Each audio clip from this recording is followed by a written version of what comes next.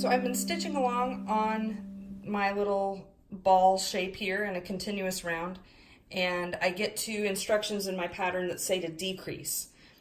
Specifically, if it's called out to do an amigurumi or invisible decrease, this is what you'll do. So we'll do, for this pattern, it says 1 double crochet and then decrease.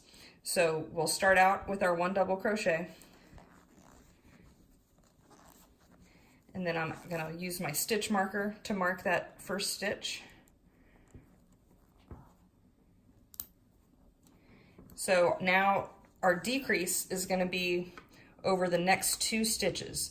And what makes this invisible is instead of going all the way through the stitch like you normally would, you're actually just going to take the front loop only. So you'll put your hook, kind of split that stitch open from coming from beneath it. And you'll do that in the next 2 stitches. So let me do that again. What you're wanting to do is combine these next 2 together. So you're going to come under the front loop only of the first one, then under the front loop only of the next one. Now it looks like you have 3 on your hook. You'll pull through the first 2 and then pull through the next one. And so what used to be 2 stitches is now just 1 on the top. So then you'll look carefully to see where your next stitch is going to be. It will not be in the same one that's coming off of your hook. It's going to be this one out here. And our pattern, remember, was 1 regular double crochet. So we'll do that. And then the next stitch was a decrease. So we'll go under the front loop, under the front loop, pull it through, pull it through. And this will make your ball, you know, now it's starting to look like a sphere instead of a bowl because we're closing off that circle. And it won't have big gaps that you might have seen if you did a more traditional decrease of going under the entire stitch instead of just the front loop.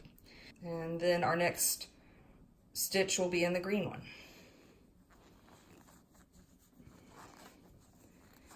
And then we're going to decrease the blue and the purple together under the front loops, pull through 2, yarn over, pull through 2. Then we'll do a single stitch in the maroon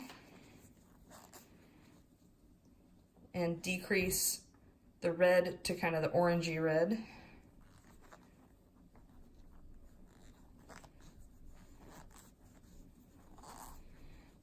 We'll do a single in the normal red.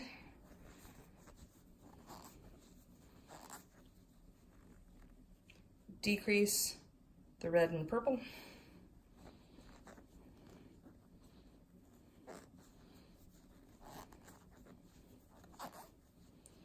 Single stitch in the blue.